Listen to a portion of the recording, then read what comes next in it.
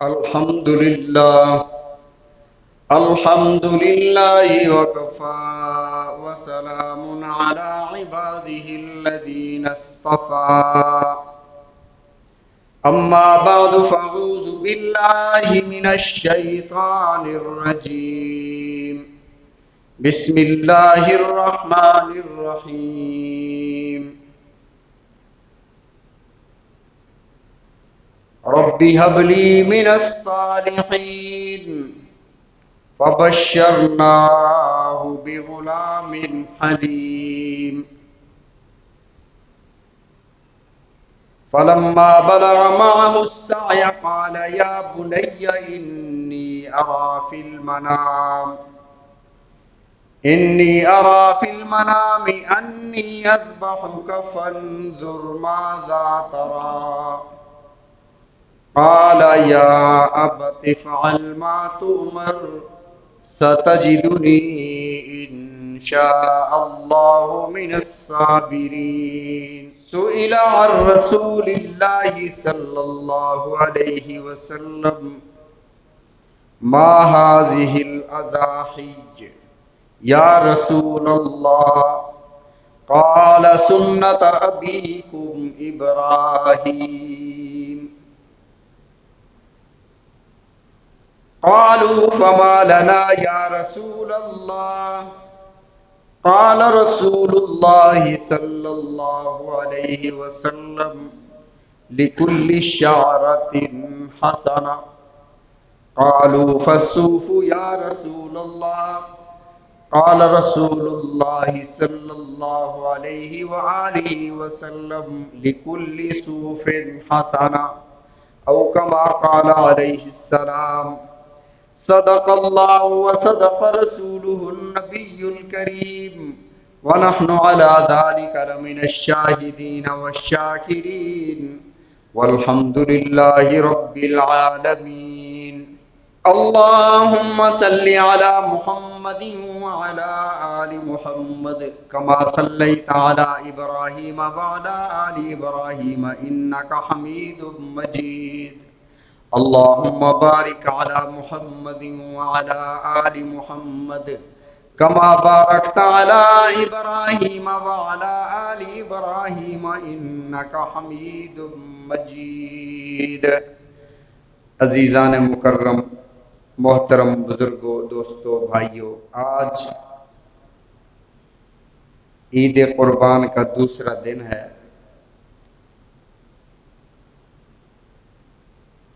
نبی علیہ الصلوۃ والسلام نے ارشاد فرمایا کہ اللہ نے یہ مسلمانوں کو دن عطا فرمایا بطور انعام کے۔ غیر مسلموں کا بھی ایام خوشی منانے کے دن ہوا کرتے ہیں، تہوار ہوا کرتے ہیں۔ یہ خوشی منانے کے مسلمانوں کے تہوار ہیں جو عیدیں ہیں۔ صحابہ کرام رضوان اللہ علیہم اجمعین نے رسول اللہ صلی اللہ علیہ وسلم سے سوال کیا، یا رسول اللہ صلی اللہ علیہ وسلم، یہ قربانی کرنا کیا ہے؟ یہ ہم قربانی کیوں کرتے ہیں؟ تو اللہ کے نبی صلی اللہ علیہ وسلم نے ارشاد فرمایا، سنت ابیکم ابراہیم علیہ السلام، یہ تمہارے والد حضرت ابراہیم علیہ السلام کی سنت ہے۔ معلوم یہ ہوا کہ جو دین ابراہیم علیہ السلام کا تھا وہی دین اللہ نے محمد کریم صلی اللہ علیہ وسلم کو عطا فرمایا۔ پھر صحابہ نے اگلا سوال کیا، یا رسول اللہ فما لنا، اس میں ہمارے لیے کیا ہے؟ تو اللہ کے نبی صلی اللہ علیہ وسلم نے ارشاد فرمایا، لِكُلِّ شَعْرَةٍ حَسَنَةٍ، قربانی کے ہر بال کے بدلے میں اللہ تمہیں نیکی عطا فرمائیں گے۔ نیکی کی قدر کا ہمیں اس وقت پتہ چلے گا جب ایک ایک نیکی کے لیے اپنے سب سے قریبی عزیز بھائی کے پاس، والد کے پاس، والدہ کے پاس انسان جائے گا اور وہ ایک نیکی دینے سے انکار کر دیں گے۔ یوم یفر المرء من اخی و امہ و ابی و वसाहिबती व बनी। भाई भाई से भागेगा, माँ बेटे से भागेगी, एक एक नेकी, क्योंकि वहां मुजस्सम नेकियां होंगी। यहां हमने नेकियों को मुजस्सम नहीं देखा तो हमें कदर नहीं है। फरमाया कि कुर्बानी के हर हर बाल के बदले अल्लाह आपको नेकी अता फरमाते हैं। यही वजह है कि बड़े जानवर से छोटा जानवर अफजल है। मसलन बड़े जानवर में हिस्सा रखते हैं, 7 हिस्से हैं। अब खाल के भी 7 हिस्से करो तो उस खाल में कितने बाल आएंगे, और छोटा जानवर जो है इसमें कितने बाल होते हैं, उसकी बनिस्बत तो ज्यादा होंगे। यही वजह है कि बड़े जानवर से छोटा जानवर अफजल है, क्योंकि बाल उसमें ज्यादा हैं। और हमने एक तरतीब ज़हन में सोची होती है कि शायद बकरे की कुर्बानी अफजल है बकरी की कुर्बानी से, बैल की कुर्बानी अफजल है गाय की कुर्बानी से। हालांकि ऐसा नहीं है, बकरी की कुर्बानी अफजल है बकरे की कुर्बानी से, गाय की कुर्बानी अफजल है बैल की कुर्बानी से, क्योंकि इससे नस्ल चलती है। नबी अलैहिस्सलातु वस्सलाम ने फरमाया कि जितने कुर्बानी के ऊपर बाल होते हैं, हर हर बाल के बदले में अल्लाह आपको नेकी अता फरमाते हैं। या रसूलुल्लाह ये शुरू क्यों हुई? आपने फरमाया सुन्नत अबीकुम इब्राहिम, ये तुम्हारे दादा तुम्हारे वालिद हजरत इब्राहिम अलैहिस्सलाम की सुन्नत है। सुन्नत कैसे है? हजरत आदम अलैहिस्सलाम से लेकर हजरत इब्राहिम अलैहिस्सलाम तक किसी नबी को ये नहीं कहा गया कि अपनी औलाद को ज़िबा करो। ये दस्तूर ही नहीं था कि इंसान की कुर्बानी अल्लाह ने मांगी हो, कहीं ऐसा था ही नहीं, कोई ऐसा वाक़या ही नहीं गुजरा। ये पहली बार हुआ था। हजरत इब्राहिम अलैहिस्सलाम जवानी से लेकर बुढ़ापे तक अल्लाह की बारगाह में दुआ करते हैं, मेरे मौला औलाद अता फरमा, रब्बी हबली मिनस सालिहीन, अल्लाह नेक साले बेटा अता फरमा। फबश्शरनाहु बिगुलामिन हलीम, अल्लाह ने फरमाया कि हमने खुशखबरी दी उनको, बिगुलामिन हलीम, बुर्दबार तहम्मुल और बर्दाश्त वाले बेटे की। अब सवाल यह है कि मांगा तो था सालेह बेटा, मांगा था सालेह बेटा, और अल्लाह ने अता फरमाया हलीम बेटा। अल्लाह ने फरमाया फबश्शरनाहु बिगुलामिन हलीम। भाई साले किसे कहते हैं और हलीम किसे कहते हैं? साले कहते हैं जो हुकूकुल्लाह का भी ख्याल रखता हो, हुकूकुल इबाद को भी अदा करता हो, नेक आदमी वो है। जो बहनों का हुकूक खा जाए, वो तहज्जुद भी पढ़े, तिलावत भी करें, हर साल हज और उम्रा भी करें, वो नेक और साले नहीं है। अगर उन्हीं पैसों से वो कुर्बानी करते हैं तो उसकी कुर्बानी मुंह पर मार दी जाती है। वो हराम के पैसों से ना हज होता है न कुर्बानी होती है। और जो बहनों के हुकूक खाकर फिर उनके पैसों से कुर्बानी करे, वो कुर्बानी रब की बारगाह में कहां कबूल होगी? हराम के पैसों से ना उम्रा न हज। और फरमाया उलमा और फक़हा ने यहां तक फतवा दिया, जो बंदा हराम के पैसे अल्लाह की राह में सदका देता है और दिल में सवाब की नीयत रखता है, फरमाया ये गुनाहगार हो जाता है। सिर्फ नीयत सवाब की दिल में रखता है कि मुझे इस पर सवाब मिले। एक बंदा सूद का काम कर रहा था, सूद का काम करते करते उसके पास पैसे जमा हो गए। अब दिल में खौफ खुदा पैदा हुआ कि मैं अब इस काम से जान छुड़ाऊं। पैसे बहुत हैं, मौलवी साहब के पास जाओ, भी सूद के पैसे हैं, इनका क्या करूं? तो मौलवी साहब कहेंगे मुझे दे दो, मैं इसके बैतुल खला बनवा दूंगा, मैं मस्जिद के बैतुल खला बनवा दूंगा। वो बैतुल खला क्यों बनवाओगे? भी ये कहाँ लिखा हुआ है कि सूद के पैसों से बैतुल खला बनवाओ? लेकिन एक बात याद रखें, जब आप मस्जिद में पैसे देते हो, वो मस्जिद के दिए हुए पैसे मेहराब में लगे, वो सफ में लगे, वो बैतुल खला पर लगे, बराबर सवाब मिलता है। भाई तहारत तो वहां से शुरू है ना। जब बंदा आएगा, तहारत हासिल करेगा, नमाज पढ़ेगा, तो आपको सजदा करे या तहारत हासिल करे, सवाब बराबर मिलता है। ये कि सूद के पैसों से आप बैतुल खला बनवा दो। देने वाले के लिए ये लाजिम है कि सूद के पैसों से वो जान छुड़ाना चाहते हैं, आराम है, वो ऐसे समझे कि मैं ऐसे खाई में डाल रहा हूँ, मैं गटर में फेंक रहा हूँ, इस पर मैं जाया कर रहा हूँ, मुझे सवाब नहीं मिल रहा, इस नीयत से वो किसी को दे दे। बहरहाल मैं अर्ज कर रहा था, हजरत इब्राहिम अलैहिस्सलाम ने फरमाया اللہ بیٹا عطا فرما صالح، اللہ نے بیٹا عطا فرمایا حلیم، حلم کسے کہتے ہیں؟ بردبار.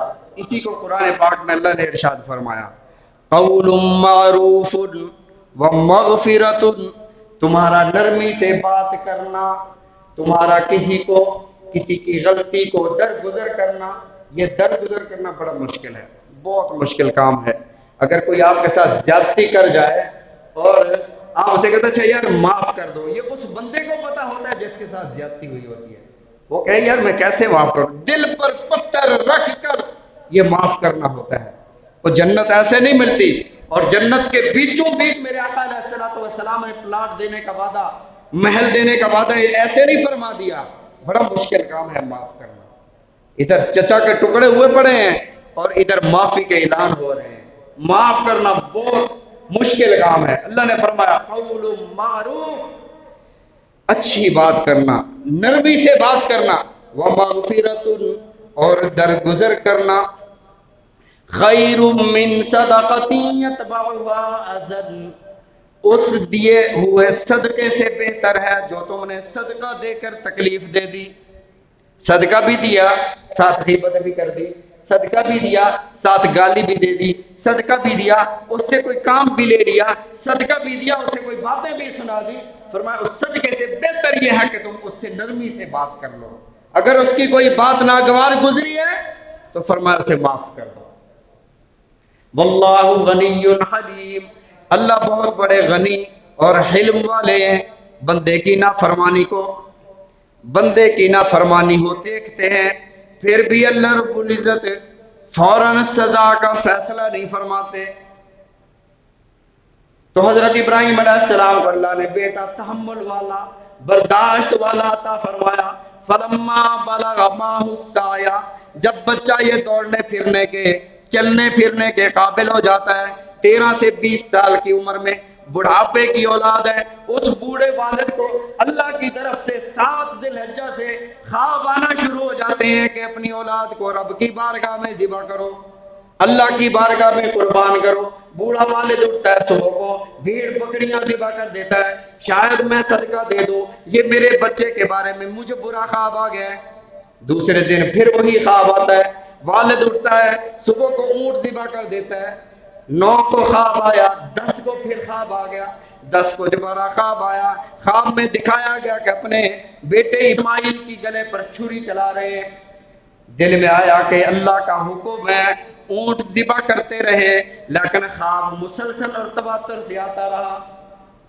گھر تشریف لائے اور آپ نے حضرت حاجرہ سے فرمایا کہ اسماعیل کو تیار کر کے دو، ان کو دوست کے پاس لے کے جانا ہے. سوال تو آپ کرتے نہیں ہو، میں ہی سوال کر کے اس کا جواب دیتا ہوں. حضرت ابراہیم علیہ السلام نے فرمایا دوست کے پاس لے جاتا ہوں. وہ تو ذبح کر لے جا رہے تھے، دوست کے پاس تو نہیں لے کے جا رہے تھے. کیا یہ غلط بیانی نہیں ہے؟ وہ تو دوست کے پاس نہیں لے جا رہے تھے نا، وہ تو ذبح کرنے جا رہے تھے. تو حضرت ابراہیم علیہ السلام نے یہاں توریہ فرمایا. توریہ کہتے ہیں کہ آپ کچھ کہہ رہے ہیں، وہ سمجھنے والا کچھ سمجھ رہا ہے. حضرت حاجرہ سمجھ رہی ہیں شاید دنیا کے دوست کے پاس لے جا رہے ہیں. حضرت ابراہیم تو اللہ کے خلیل تھے نا، دوست تھے نا، تو وہ اپنے دوست کو پیش کرنے جا رہے تھے. جب حضرت ابراہیم علیہ السلام اپنے بیٹے حضرت اسماعیل کو لے کر چلے، اللہ کے خلیل تھے. خلیل کسے کہتے ہیں؟ اور حبیب کا معنی بھی دوست ہے، خلیل کا معنی بھی دوست ہے. حبیب اور خلیل میں کیا فرق ہے؟ خلیل اسے کہتے ہیں جو اپنا سب کچھ اللہ کے حکموں پر لٹا دے. حبیب اسے کہتے ہیں کہ اللہ سب عنایتیں، سب رحمتیں، سب نعمتیں اپنے دوست کو عطا فرما دے. اللہ نے اپنے حبیب، اپنے محبوب حضرت محمد رسول اللہ صلی اللہ علیہ وسلم کو اپنا حبیب بنایا اور حضرت ابراہیم کو اپنا خلیل بنایا. حضرت ابراہیم علیہ السلام بیٹے کو لے کر چل پڑتے ہیں. وہاں جا کر اس پہاڑی پر جا کر پوچھتے ہیں، میں درمیان والی ساری باتیں حذف کر رہا ہوں کہ درمیان میں شیطان آیا، کنکریاں ہوئی، بس وہ ساری باتیں چھوڑ رہا ہوں.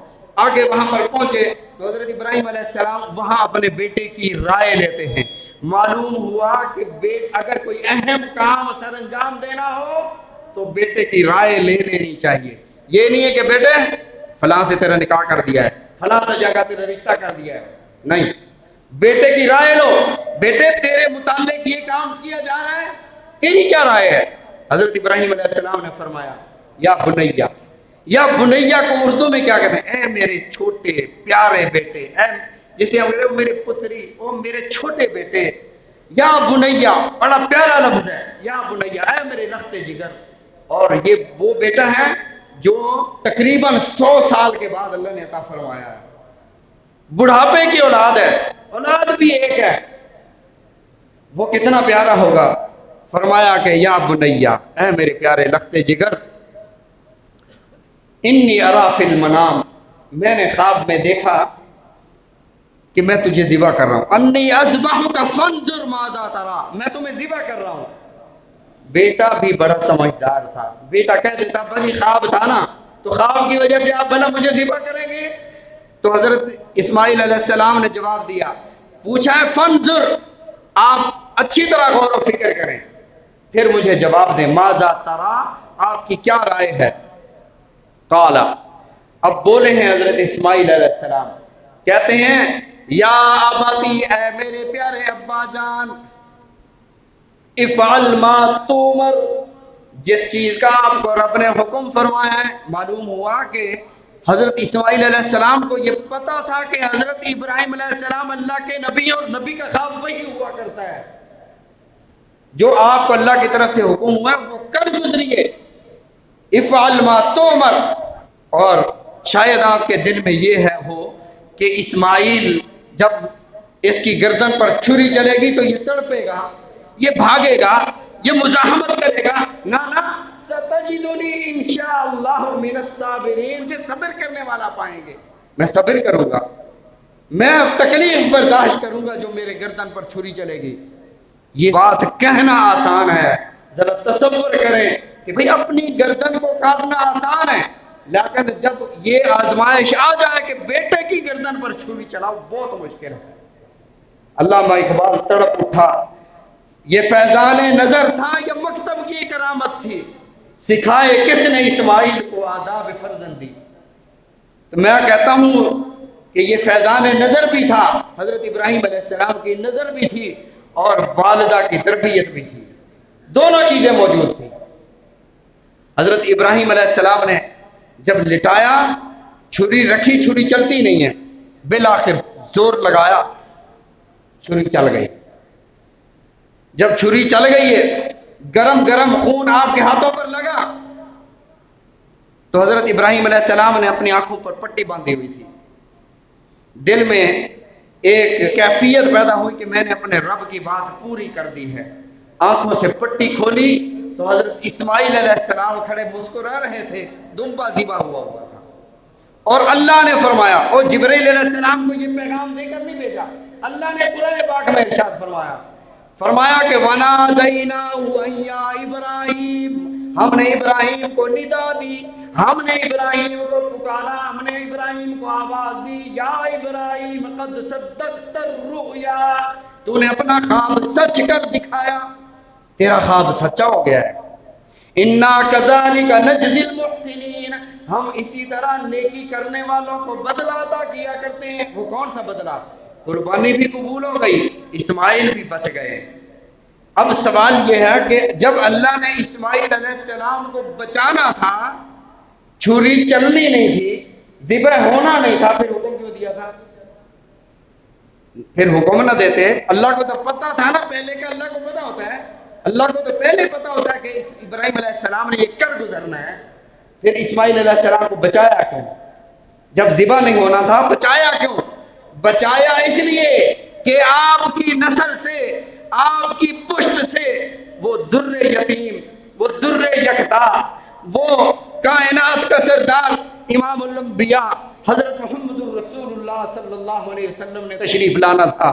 اللہ نے فرمایا وَفَدَيْنَاهُ بِذِبْحٍ عَظِيمٍ، اگر کوئی انسان کا فدیہ دینا چاہے اس کے لیے یہ دنیا کے جانور ہیں، اور میں نے اسماعیل کے فدیے کے لیے جنت سے فدیہ بھیجا، اور یہ اتنی عظمت والا فدیہ تھا کہ اس فدیے کا کوئی مقابلہ نہیں کر سکتا۔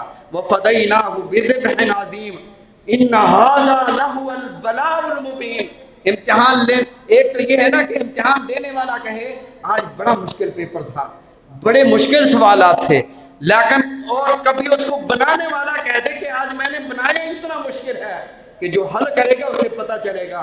تو اللہ نے فرمایا ان ھذا لہو البلاء المبین، اے میرے ابراہیم بہت بڑی آزمائش تھی، اس ابراہیم تو اس آزمائش پر پورا اترا. اسی لیے حضرت ابراہیم علیہ السلام فرمایا کرتے تھے میں اللہ کا خلیل ایسے نہیں بنا، بذلت نفسی للنیران، میں نے اپنے آپ کو آگ پر پیش کیا. اچھا مزے کی بات یہ کہ آگ میں گئے، آگ ٹھنڈی ہو گئی، لوگوں نے دیکھا بھی سی، پھر بھی ایک بھی ایمان نہ لایا، ایک بھی ایمان نہ لایا. تو اب تو یہ کہنا نہیں بنتا مول صاحب آپ کی باتوں پر لوگوں کو اثر کیوں نہیں ہوتا. اثر حضرت ابراہیم علیہ السلام اتنی بڑی قربانی دینے کے بعد اثر نہ ہوا. ہدایت تو رب کے پاس ہے. در فیض محمد واہ آئے جس کا جی چاہے، نہ آئے آتش دوزخ میں جائے جس کا جی چاہے. مریضان گناہ کو دو خبر فیض محمد کی، بلا قیمت دوا ملتی ہے آئے جس کا جی چاہے، نہ آئے آتش دوزخ میں جائے جس کا جی چاہے. فمن شاء فلیؤمن ومن شاء فلیکفر، جو چاہے ایمان لائے، جو چاہے وہ کفر اختیار کرے، رب کی سلطنت میں کوئی فرق نہیں آنے والا.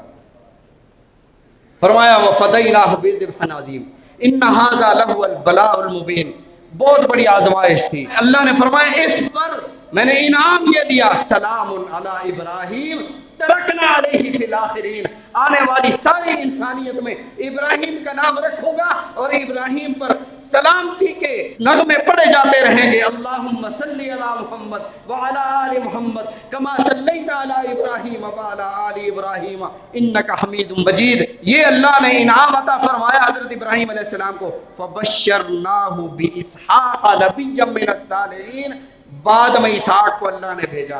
حضرت اسحاق علیہ السلام سے اللہ نے ایک روایت میں صرف 10 انبیاء آئے ہیں، حضرت آدم سے لے کر حضرت ابراہیم تک. حضرت نوح ہو گئے، حضرت شیس ہو گئے، حضرت آدم علیہ السلام ہو گئے، حضرت ادریس ہو گئے، حضرت دانیال ہو گئے. 10 انبیاء آئے ہیں. ابراہیم علیہ السلام کے بعد جتنی بھی انبیاء بنی اسرائیل میں آئے سارے کے سارے حضرت ابراہیم علیہ السلام کے اولاد میں سے. اللہ نے یہ انعام عطا فرمایا. فرمایا بذلت نفسی للنیران، میں نے اپنے آپ کو آگ پر پیش کیا. قلبی للرحمن، اور اپنے دل کو اللہ کے لیے خاص کر دیا. ومالی للضیفان، اور اپنے مال کو مہمانوں کے لیے وقف کر دیا. بلدی للقربان، اپنی اولاد کو رب کی بارگاہ میں قربان کرنے کے لیے لے گیا. ہاں انا خلیل الرحمن، پھر میرے مولا نے مجھے اپنا خلیل بنا لیا. اللہ رب العزت ہم سب کو حضرت ابراہیم علیہ السلام کی شان سمجھنے کی، عمل کرنے کی توفیق عطا فرمائے. انشاءاللہ العزیز اگلے جمعے میں آپ کو بتاؤں گا کہ اللہ کے نبی صلی اللہ علیہ وسلم نے ارشاد فرمایا کہ میں 2 ذبیحوں کا بیٹا ہوں. ایک اسماعیل ذبیح اللہ، دوسرے کون ذبیح اللہ تھے اور ان کا کیا واقعہ تھا. اللہ تعالی ہم سب کو سمجھنے کی توفیق عطا فرمائے.